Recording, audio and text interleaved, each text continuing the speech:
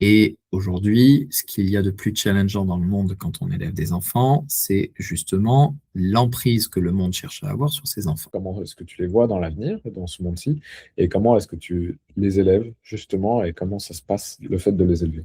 Vas-y. C'est extrêmement drôle parce que je viens d'écouter un podcast de Matthew McConaughey interrogé par Joe Rogan, justement, Ah, sur lequel la question est quasiment abordée de cette manière-là. C'est différent, c'est pas vis-à-vis des enfants, mais ta question me fait penser à ce que l'on disait tout à l'heure par rapport aux réseaux sociaux. C'est formidable pour connecter les gens et je pense que ça nous expose, le mot est important, je pense que ça nous expose à un trop-plein d'informations anxiogènes qui fait qu'on a tendance à grossir les problèmes que le monde déploie, en fait, et que ça a un côté un peu presque désespérant parfois. Et au même titre que pour les enfants, je pense qu'il faut un petit peu se préserver, autant que faire se peut, de l'actualité, de ces informations. C'est la fin du monde, c'est la guerre, etc.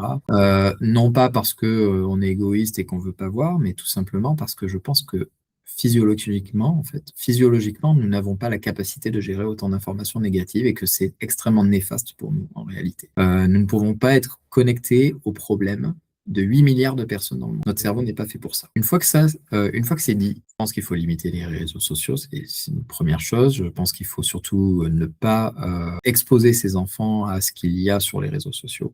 Première des choses. Et aujourd'hui, ce qu'il y a de plus challengeant dans le monde quand on élève des enfants, c'est justement l'emprise que le monde cherche à avoir sur ses enfants. Donc, je dirais, pour le dire un peu autrement, préserver au maximum l'innocence des enfants.